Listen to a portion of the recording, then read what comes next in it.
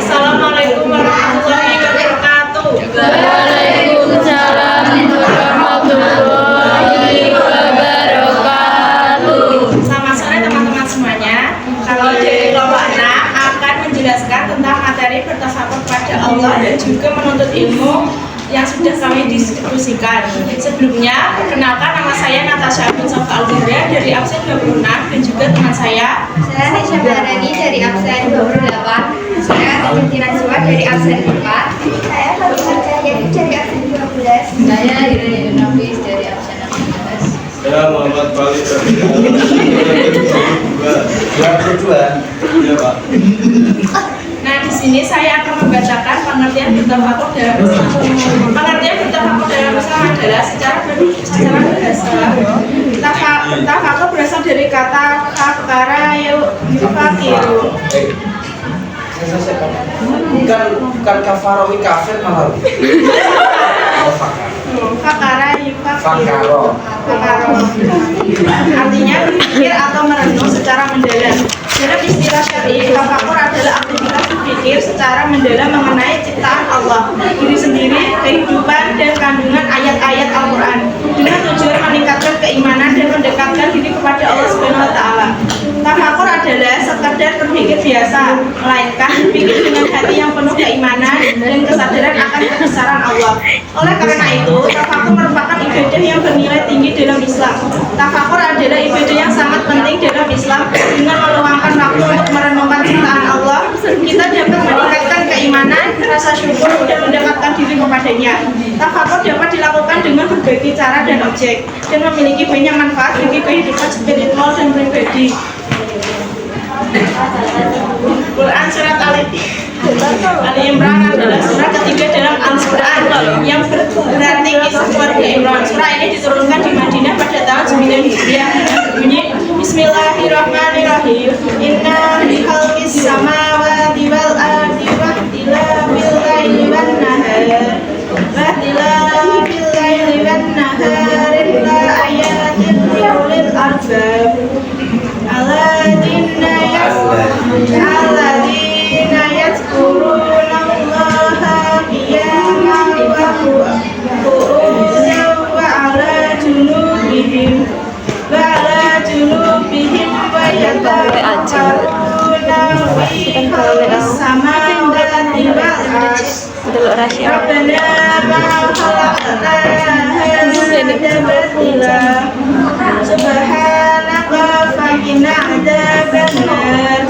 Artinya, sesungguhnya dalam penciptaan langit dan bumi serta pergantian malam dan siang terdapat tanda-tanda kebesaran Allah bagi orang yang berakal, yaitu orang-orang yang mengingat Allah sambil berdiri, duduk, atau dalam keadaan berbaring dan memikirkan tentang penciptaan langit dan bumi seraya berkata, ya Tuhan kami, tidaklah Engkau menciptakan semua ini sia-sia, Maha Suci Engkau, lindungilah kami dari azab neraka. Kandungan Quran surat Al-Imran yaitu penciptaan langit dan bumi serta pergantian malam dan siang merupakan tanda kekuasaan Allah Subhanahu wa Ta'ala. Yang kedua, tanda kekuasaan Allah Subhanahu wa Ta'ala di alam semesta ini hanya diketahui oleh ulul albab. Tiga, ulul albab adalah orang yang berzikir dan berpikir. Ia selalu ingat kepada Allah dalam segala kondisi dan ia juga menggunakan akalnya untuk memikirkan penciptaan alam semesta. 4. Tafakur atau berpikir yang benar akan mengantarkan pada kesimpulan jika Allah menciptakan sesuatu tidak ada yang sia-sia, semuanya benar, semuanya bermanfaat. 5. Tafakur atau berpikir yang benar juga melahirkan kedekatan kepada Allah dan mengambilnya doa kepadanya.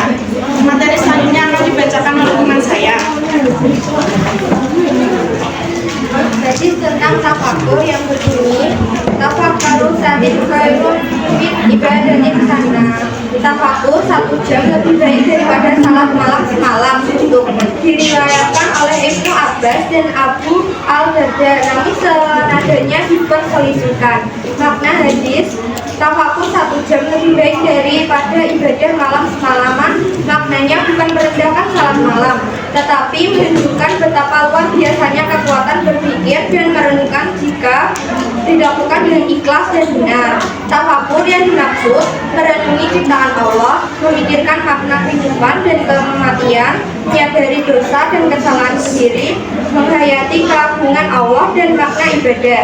Dengan tafakur yang tulus, seseorang bisa berubah menjadi lebih taat, lebih khusyuk, dan lebih mengenal Allah. Bahkan lebih dari sekedar ibadah fisik yang tanpa pemahaman mendalam. Tafakur adalah ibadah hati dan masuk akal yang bisa membuka pintu perubahan besar dalam hidup seseorang, serta dapat menghidupkan hati yang mati dan mengarahkan kita kepada Allah dengan lebih tulus. Tujuan bertafakur: 1. Mengenal dan mengagumi kebesaran Allah. 2. Menyadari kelemahan dan keterbatasan diri.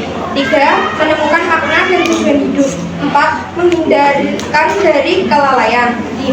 Menumbuhkan rasa syukur. 6. Menguatkan iman dan takwa. 7. Mendorong taubat dan perbaikan diri. Dengan tujuan bertafakur ini, kita bisa memperkuat keyakinan akan kebesaran dan kekuasaan Allah. Berikutnya akan dibacakan oleh teman saya. Selanjutnya ada cara-cara bertafakur. Yang pertama, merenungi ciptaan Allah Subhanahu wa Ta'ala. Amati alam sekitar dengan seksama. Perhatikan detail-detail kecil yang terlewatkan. Mulailah dari hal-hal kecil seperti tumbuhan, hewan, atau hal-hal benda di sekitar kita.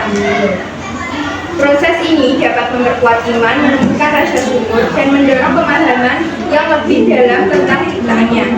2. Merenungkan diri sendiri. Lakukan introspeksi diri, renungkan tentang kekuatan dan kelemahan diri, kesalahan dan kebaikan yang telah dilakukan.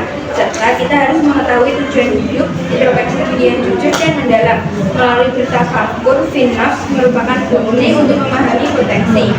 3. Merenungkan ayat-ayat Al-Quran. Bacalah ayat-ayat Al-Quran dengan penuh tadabbur atau merenungkan makna. Jangan hanya membaca secara cepat, tetapi perhatikan setiap kata dan kalimatnya. Yang keempat, merenungkan nikmat Allah.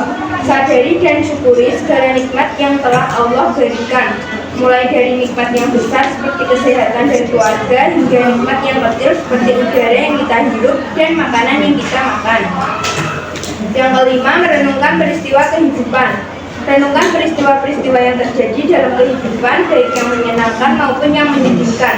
Carilah hikmah dan pelajaran dari setiap peristiwa tersebut. Dengan merenungkan peristiwa hidup kita dapat meningkatkan ketahanan mental, kemampuan adaptasi, dan menjalin kedekatan dengan Allah Subhanahu wa Ta'ala.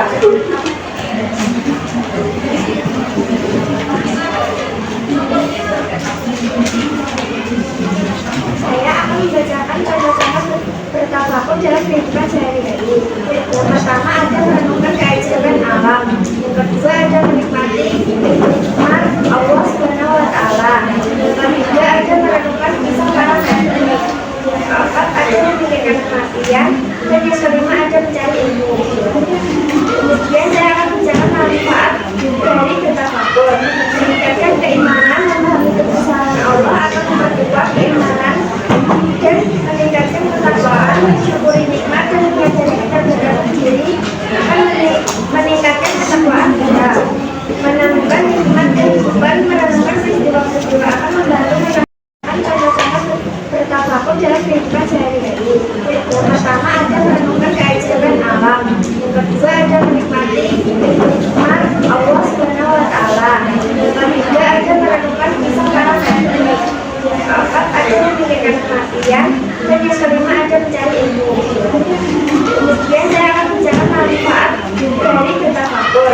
Meningkatkan keimanan, memahami kebesaran Allah akan memperkuat keimanan dan meningkatkan ketakwaan, mensyukuri nikmat dan menyadari keterbatasan diri akan meningkatkan ketakwaan kita. Menemukan nikmat kehidupan, merenungkan peristiwa-peristiwa akan membantu memahami nikmat diberinya. Meningkatkan kesadaran, memahami rencana Allah Subhanahu wa Ta'ala akan meningkatkan kesadaran kita dalam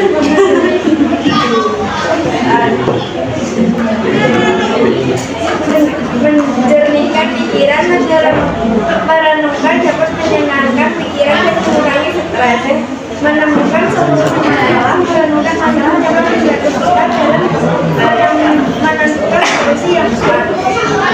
Mulai dari bertafakur.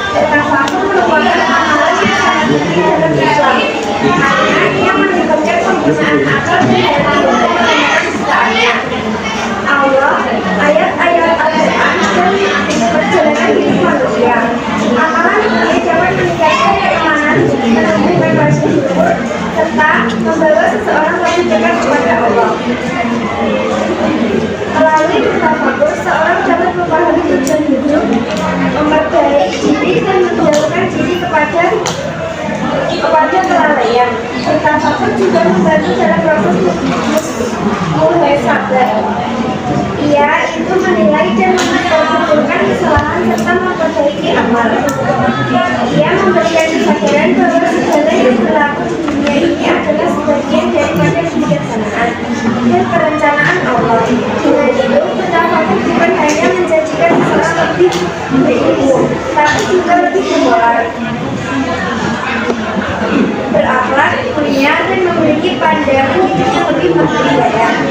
Dengan mengamalkan beberapa cara dan teknik tersebut, kita dapat meningkatkan kualitas kehidupan kita, memperoleh pemahaman yang mendalam tentang diri sendiri, alam semesta, dan sang pencipta.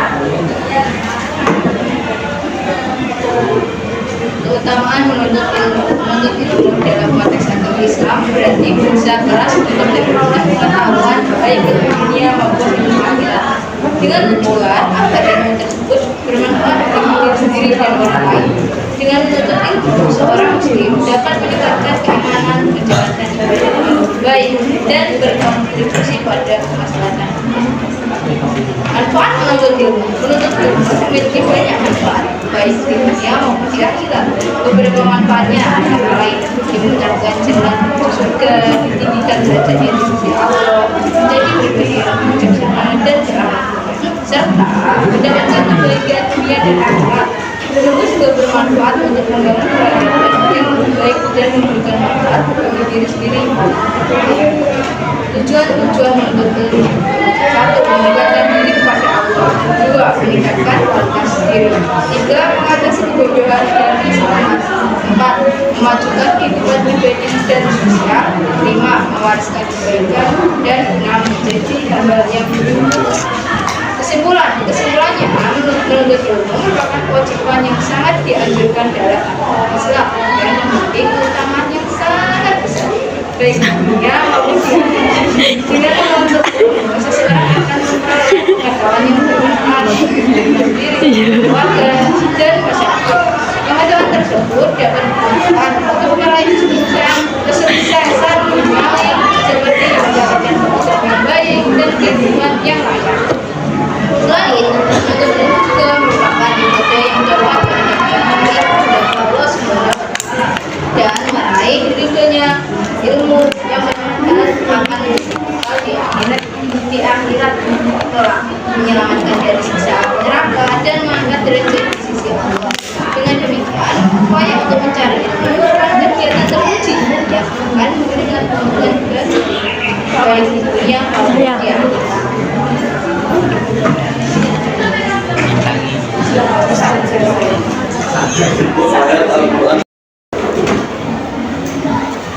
Artinya, apakah orang yang mengetahui bahwa apa yang diberikan kepadanya dari ilmu dengan agama dengan orang yang buta?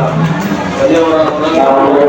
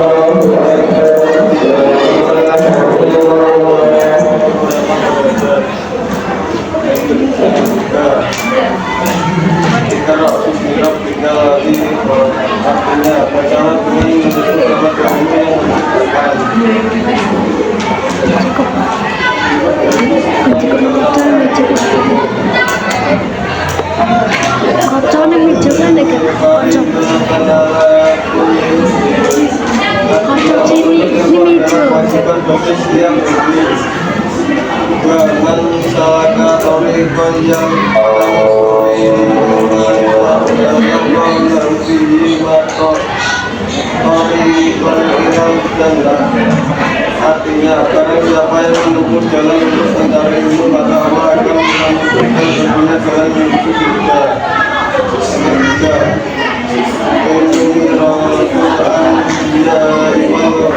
Anbiya ulam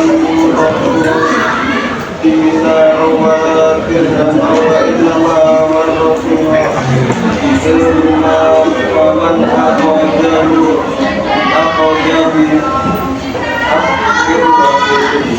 Artinya itu adalah warisan para nabi. Para nabi juga mewariskan ilmu atau ilham, tapi mereka mewariskan ilmu. Maka barang siapa yang mengambil ilmu tersebut, maka sesungguhnya telah mengambil sebagian yang banyak. Kandungan dari masing-masing ayat Al-Quran. Satu, kandungan surat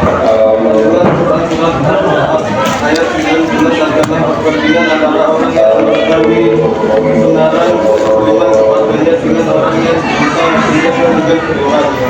Ayat ini menekankan bahwa hanya orang-orang yang berakal sehat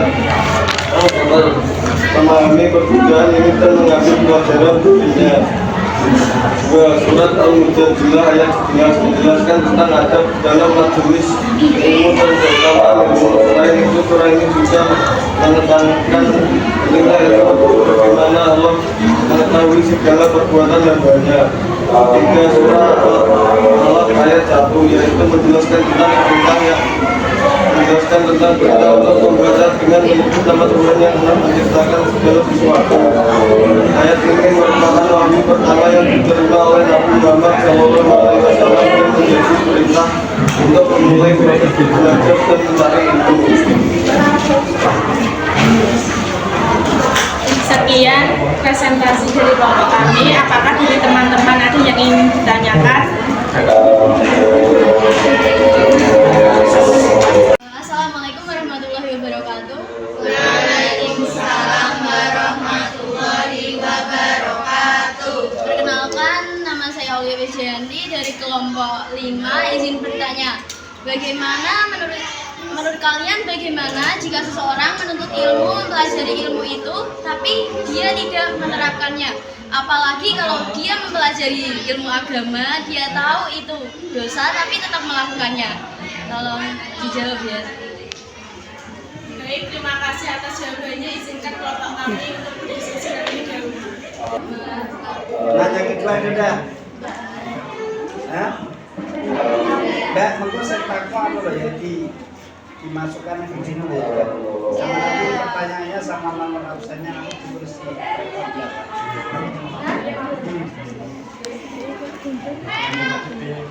Coba ya. Bagaimana menurut kalian? Bagaimana menurut kalian jika ada seseorang yang menuntut ilmu dan mempelajari yang telah menguasai ilmu itu, ia memilih tidak menerapkannya, terutama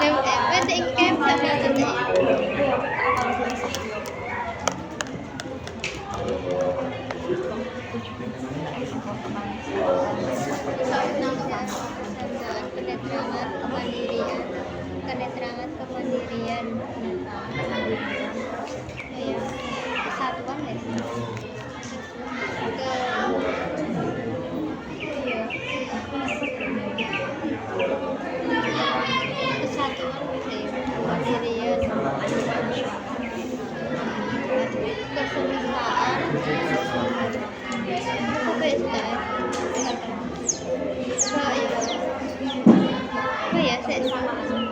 kesemisaan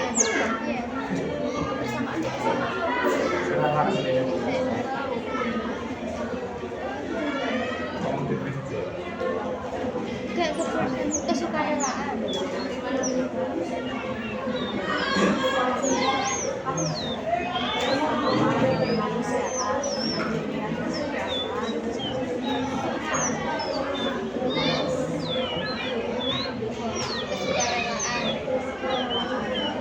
Yang tanya yang pertama tadi namanya siapa?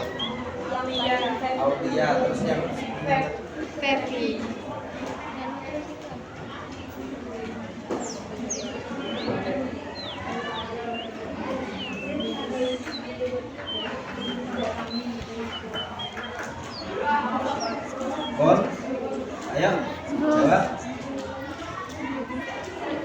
Belum direkam Mbak? Sudah direkam ya?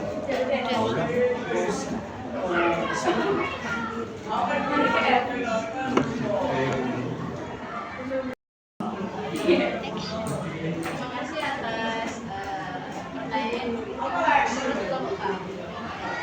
Ilmu tanpa amal tidak bermanfaat baik bagi dirinya sendiri maupun bagi orang lain.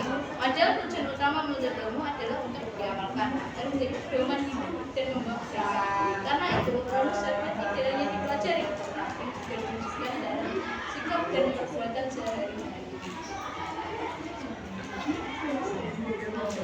Apakah menjawab pertanyaan?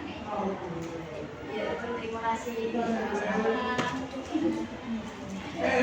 Demikianlah presentasi yang dapat kami sampaikan. Semoga materi ini bisa menambah wawasan kita. Terima kasih atas waktu dan perhatiannya. Kami pamit undur diri. Wassalamualaikum warahmatullahi wabarakatuh.